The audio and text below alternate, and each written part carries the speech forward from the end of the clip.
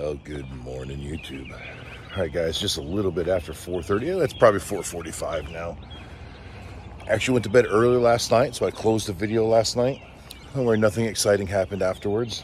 Well, Katie and I, we walked over and visited a couple of friends, said our goodbyes to those that we're not going to see again until we get out to Sturgis, because there are some vendors that don't do Laconia anymore, so we won't see them there. And then I ate a turkey sandwich and went to bed. Well, took a shower, went to bed pretty early. I think I was in bed by 9:30 and was actually like falling asleep by about 10, which is pretty unheard of for me. But I'm back up at 4:30 this morning, and I'm dressed and ready to go, giving the girls a few minutes. Katie's got to get a couple last minute things together in the house. I've got to get a couple last minute things together in the trailer. And Amanda has got to pack her bike so she can go. I thought Chip was staying in the trailer last night, but I can't find him anywhere. His bike is still here. He's gone. He probably just found someplace else to crash for the night.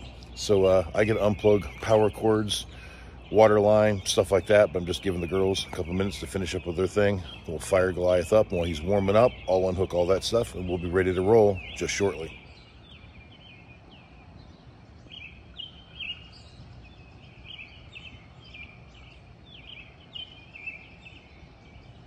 Well, just like last time, because the barricades are still out there in the middle of the road, I am going to cut through the bait store parking lot when I pull out. It's one of the reasons I positioned myself where we did last night, because it makes it nice and easy. Peter Lou's got his truck and trailer right here, so it would limit how far I could swing this way, because I have done it with the barricades there before, but I got to swing all the way to that pole right there in order to make the turn, and I can't do that with Peter's truck right here. So I'll just bring Goliath right straight through here. I will cut the corner out of this parking lot and head out to the road right there, because then I've got, I don't know, 100-foot entrance over there that I can make the turn without a problem.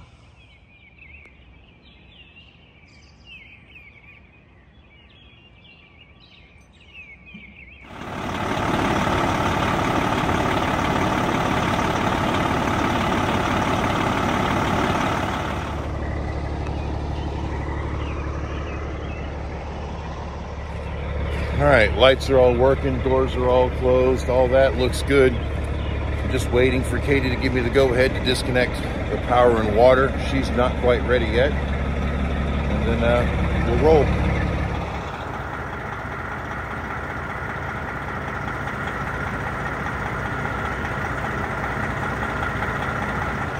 All right, guys, with water disconnected, power disconnected, we said our goodbyes to Amanda. She is jumping on her bike and heading north. We won't see her again until we get to Laconia. Same thing with Chip.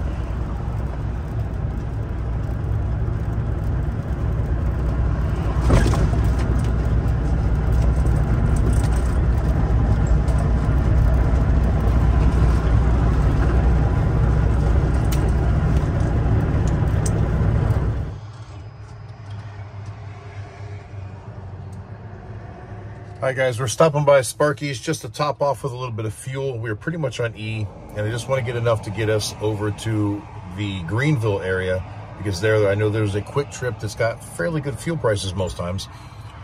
And you know, sometimes I try to strategically plan things like fuel stops where we can buy the affordable fuel.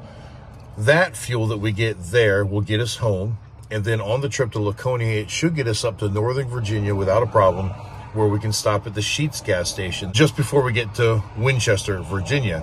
And then that fuel will get us the rest of the way to Laconia.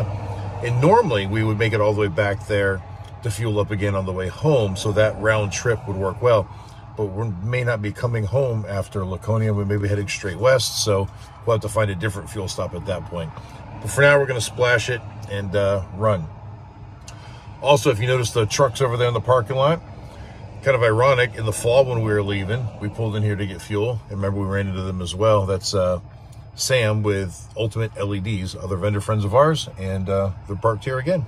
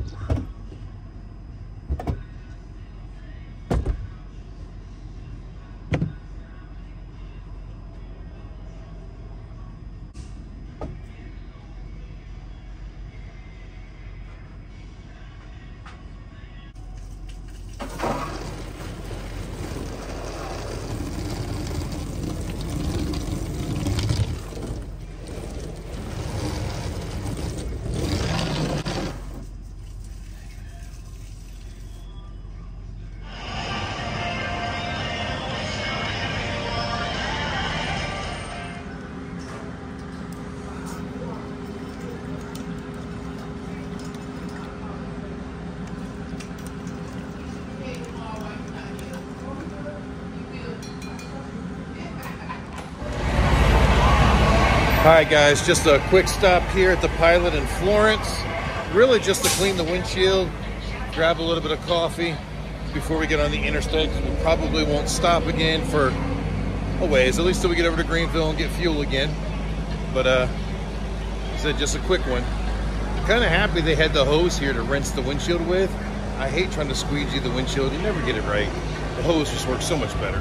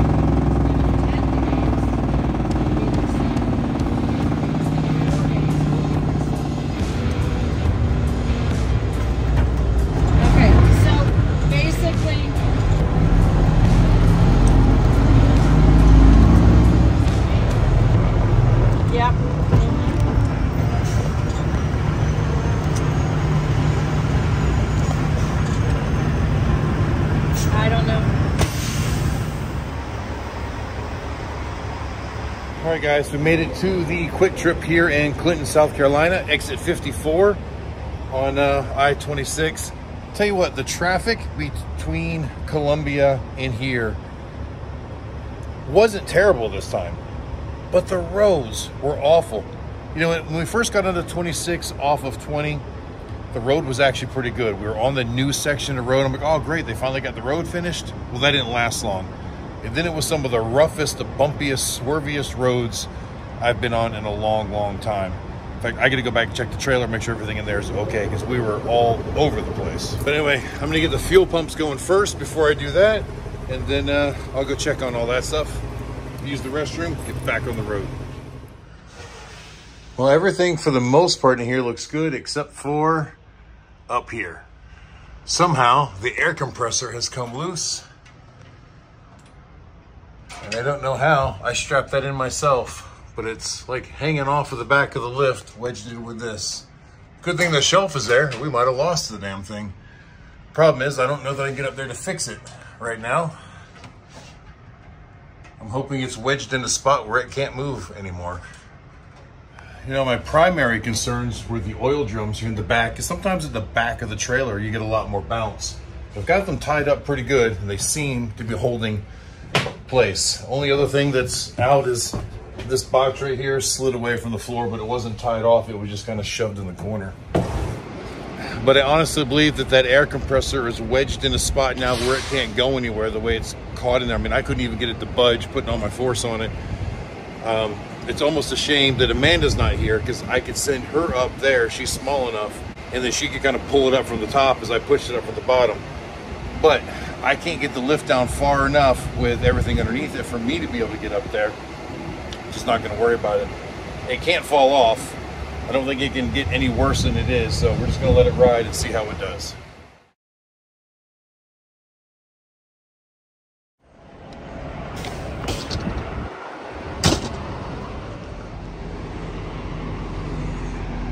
All right, now we're done fueling. I actually backed up in the parking spot because we are going to be here a couple minutes. I'm going to run inside, use the restroom, maybe grab some more coffee. I'm not sure yet. I'm not really a huge fan of quick drip coffee.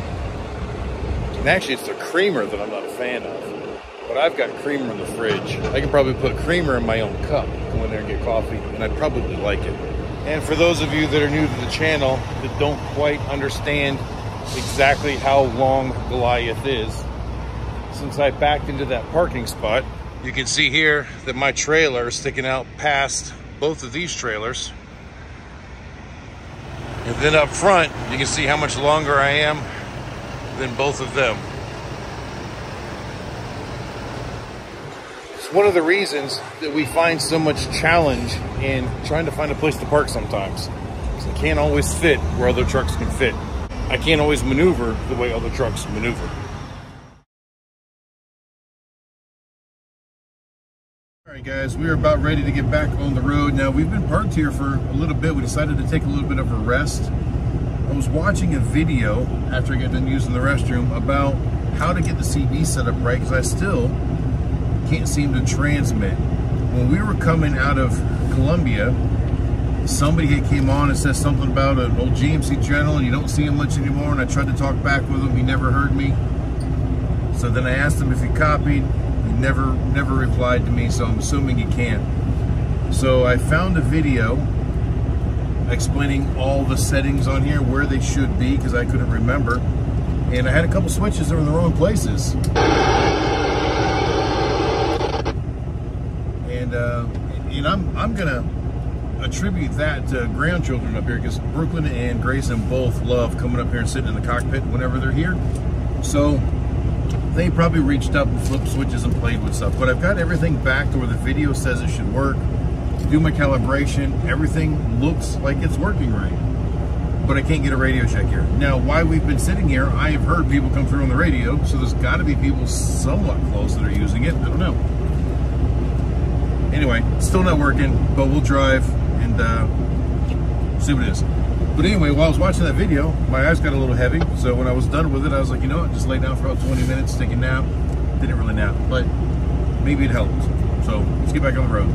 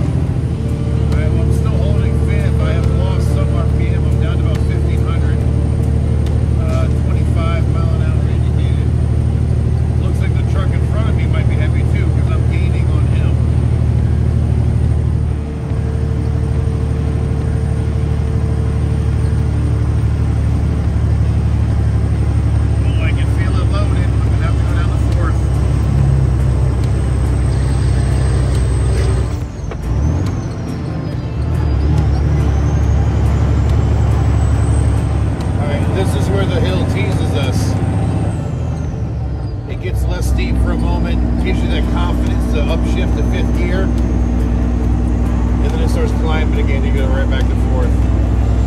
It's like, psych. All right, we made it to the top.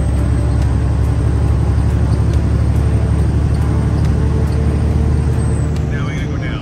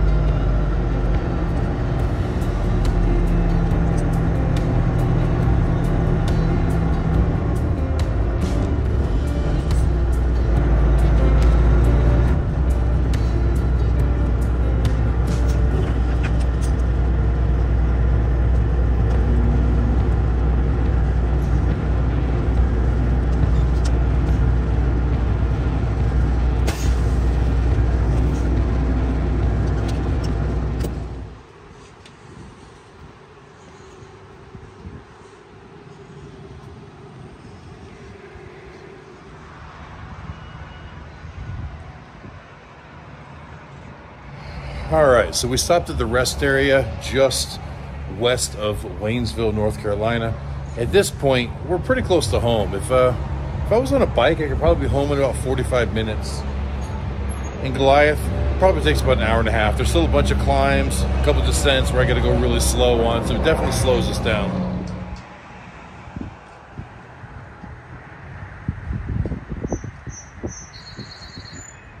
All right, take two. I just went through this whole spiel and I didn't hit record. Anyway, this rest area here is one that I really love to stop at and I hate to stop at. I love it because look at this. It's absolutely beautiful. And of course, right now it's a beautiful day as well. It smells so fresh and clean. Right now the jasmine is blossoming, so it's got this really sweet, great smell to the air. What I don't like about it is this road out here. You see it's a pretty busy road and it's a steep climb. Not right at this point, but just past this, it really starts to climb up to the top of the peak there where the Blue Ridge Parkway crosses this highway. And when you're trying to accelerate out of a parking lot at almost 80,000 pounds uphill, it's just a struggle. It's like I just can't get up to speed through here. So, I mean, it just is what it is. The other thing that sucks is the driveway leaving here where it connects with that road right there. There is zero acceleration lane. It's a stop sign, and then I have to pull out into traffic with Goliath with all those cars coming by. So sometimes if it's really busy, I'll even avoid stopping here. But this time I had to pee pretty bad, so we made the exception to stop, and I'm actually pretty hungry. So I asked Katie if she would make me a sandwich. You know, it's only about 10 minutes until 3 p.m. right now, so we're not in a hurry. We're not that far from home, and I'm just kind of glad to be back in the mountains. After being gone for a month this time, it's just nice to come back.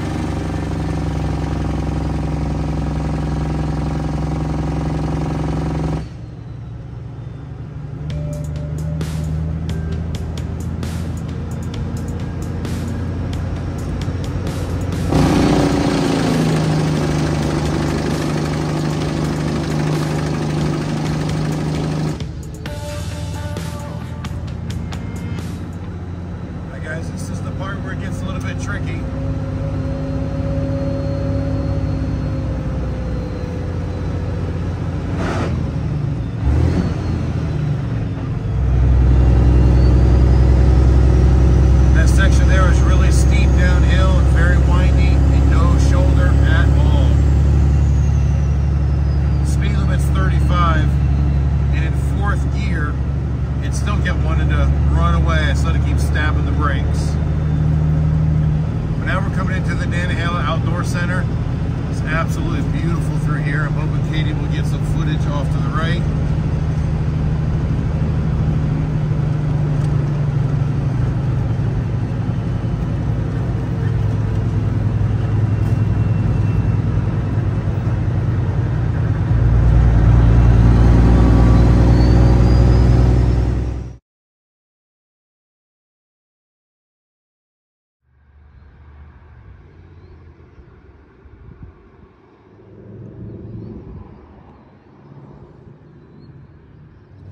All right, guys, we made it home. Michaela's here with the grandbabies to pick us up, take us back to the house. Everything went pretty smooth today. The weather was nice. It just feels so good to be back home. Now it's warm. It's like 82 degrees, but it just feels nice. The humidity's really low. I'm just so happy to be home. Although it's gonna be short-lived. Like I said in yesterday's video, guys, we'll only be home about 2 weeks or so, and then we have to head to Laconia. Now, got a lot of work to do here. I had a lot of projects to do on Goliath. I just don't know we're gonna get done. Depends on the extent of the tornado damage and what I'm gonna do to get that all straightened up before I go. Most of that will be on the other channel, the Halstead Homestead channel. There will be a link in the description if you guys wanna see all of that. I also have more truck show videos from the 75 Chrome Shop that hopefully I get them edited and get them out here pretty soon. So you guys will have some content on that channel as well, the Trucking with Amsoil Adam. Link also in the description. All right, Zach stopped by with the moving truck. We got all the drums of oil put in here that were in the back of there. Now we can unload the snowmobile and my bike and take them home as well. All right, snowmobile and the Harley are out. Just waiting for Katie and Michaela to come back. They went ahead and ran a load of groceries and stuff that was in the fridge to the house while Zach was helping me unload the oil and the bikes. And then when they get back, Zach and I will go take this oil to the shop and we'll come back, get the bikes and go. All right, guys, and also I just noticed, you know, from when the storms came through, this building right here behind us, it's been here a long time, but look at the garage door. It's not even in place. It's like it got sucked out of its track. I've never seen anything like that before in its life, in my life. I'm assuming the suction from the tornado just pulled it right out. Now, someone's been here and screwed it in. Crazy. It's hard to tell from here, but you see this row of evergreen trees and there's a gap right there. Well, it's because the trees are all laying down in the yard over there to move. There's like 5 or 6 of them that are down. You know, we haven't even been out towards the house just yet. Zach just said that, you know, for a while it just looks fine and normal. Then all of a sudden you just get into like where there's devastation.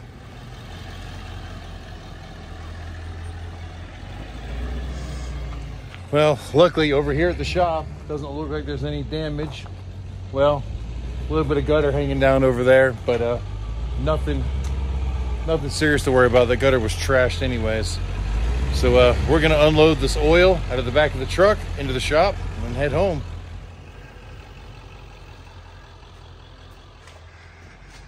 All right, 5 more drums added to the collection, as if I needed any more. All right, off to the house. Let's go see this devastation and destruction. Well, guys, I don't think that the camera really caught all of the stuff that was down. Angles are weird. I will probably do a full walkthrough tomorrow of the whole property. And careful, you're about to walk in cow diarrhea. Yeah. Poop, you walked in it. Yeah. It's on your shoes. It's okay. Okay. Yeah, apparently the cows are on the property again, and we scared them as we came in. All right, guys, well, lots of trees down, lots of other damage, some vehicles. You know, seeing it for the first time, it's a little heartbreaking, but doesn't look like anything. A little bit of hard work we can't clean up and fix, with the exception of the cars. I don't know if they're going to be salvageable or not. But I think we're going to end this video here, guys. I'll do a property walk around tomorrow and probably put it up on the Halstead Homestead channel. And so if you guys are interested in that, you can go there and see that. The insurance adjuster is supposed to be out tomorrow as well. And we'll see how that goes. But luckily, these two were safe. A tree almost hit the excursion, but it missed it by like a foot. All right, guys, we're going to end it here. Thank you for watching. I hope you enjoyed it. Until the next time we see you, keep those engines running. And there they are, cows moving their way across our property again. What's up, guys? What's up, guys? That one right there is a bull. The other one is a heifer. She's got big udders. He's got a big Look at that mama. Oh, The daddy's over there by the shed. Here's the mama. oof. Here's the cow. Dad's over They stay together. It's so cute. This is my dad's milkbag. Over there.